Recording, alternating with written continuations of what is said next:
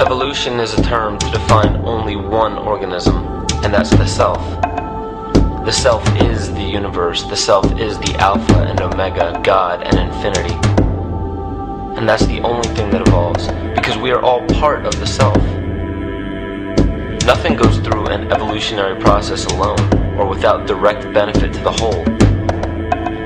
So when you begin to think that there's this controlling elite, this controlling hand behind the curtains leading the planet to destruction, when you think the end is near, the apocalypse, Armageddon, and when you think we as a species are doomed, it is not they, it is you that brought this about. And for a very good reason. You are evolving. Stop blaming everybody and everything else. Quit panicking about global tyranny and natural disaster and pay attention. Because the world is telling you something, is telling you exactly what is wrong with you and how to fix it.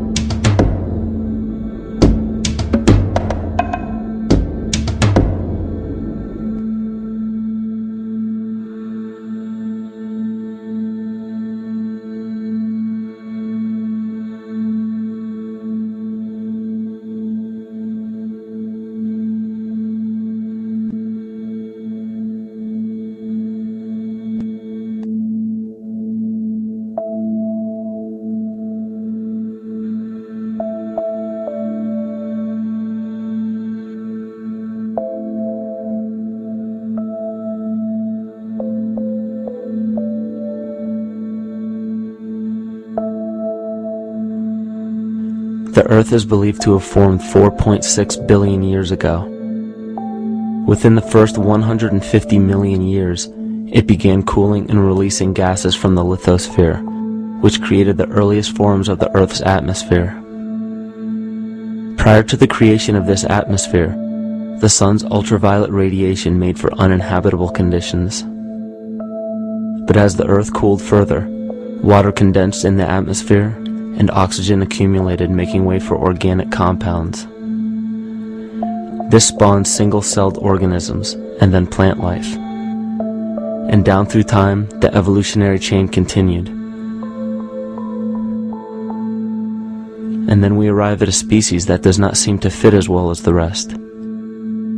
Homo sapiens' gestation period of 9 months mimics the 3.8 billion year evolution of all life on Earth. The human embryo repeats the evolution of all species. When the sperm and egg unite, this new creation is a single-celled organism. Within hours, this single cell divides and multiplies more rapidly than any other species. 4 weeks later, the embryo begins to develop gills mimicking aquatic life. A few weeks later, it develops lungs and a tail with reptilian appearance. From there, a mammal is recognizable, and then onto a primate form. It then sheds its laguna, which is the embryonic fur, and at last shows the characteristics of a human child. The human body is a community of approximately 50 trillion cells. Everything the body does, the cell does as well. Cells have respiratory and excretory systems. They feed, feel, think, and communicate with other cells. Trillions of cells make up a single organism called the human body, and billions of human bodies help make up the organism we call Earth. The Earth has more similarities with the human anatomy than you may think. Earth has its own electromagnetic generation, just like the human body. Research has found that a direct current of electricity flows through perineural cells found around every nerve in the body.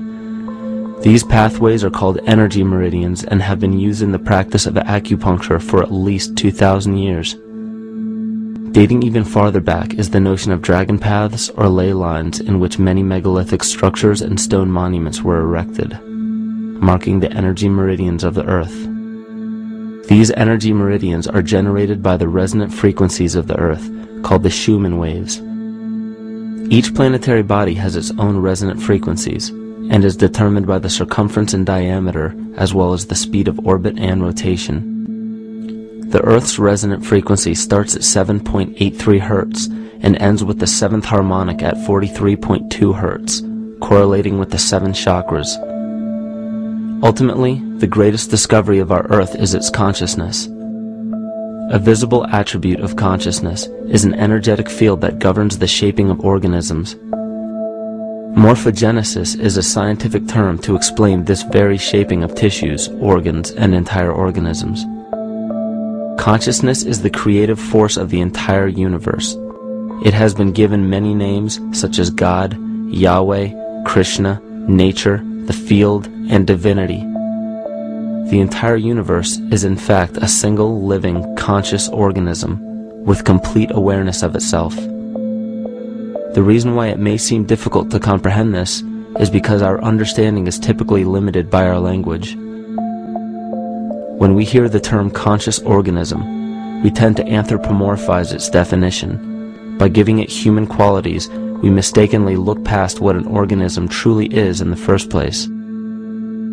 The definition of an organism is any living thing capable of response to stimuli, reproduction, growth and development, and maintenance of homeostasis as a stable whole. Our universe does all of these things. The consciousness of our universe is responsible for the form and purpose that all matter assumes. The Earth's resonant frequencies are a result of its form. These frequencies are responsible for biological rhythms, such as menstrual and circadian cycles, as well as behavioral and emotional patterns. The frequencies are then picked up by the flora and fauna, which are biological instruments that respond to the wave patterns. The wave patterns resonate in the cranial structure of our head and converge in the center of our brain, which is where we find the pineal gland. The pineal gland is believed in many cultures to be the spiritual third eye responsible for intuition. Descartes called it the seat of the soul where mind and body meet.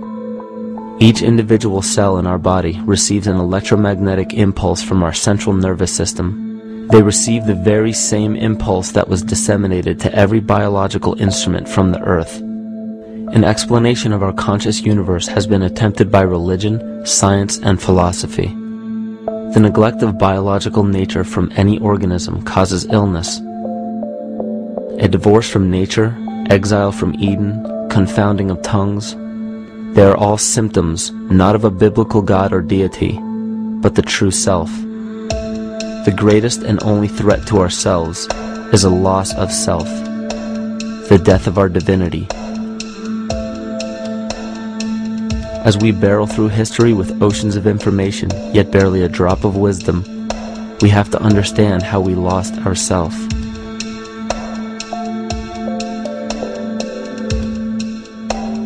In sacred texts and ancient scriptures left by our ancestors, we find an incredible link between stories of creation, a great flood, the war of the gods, the Messiah dying for the sins of man, end-time prophecies, and similar characters.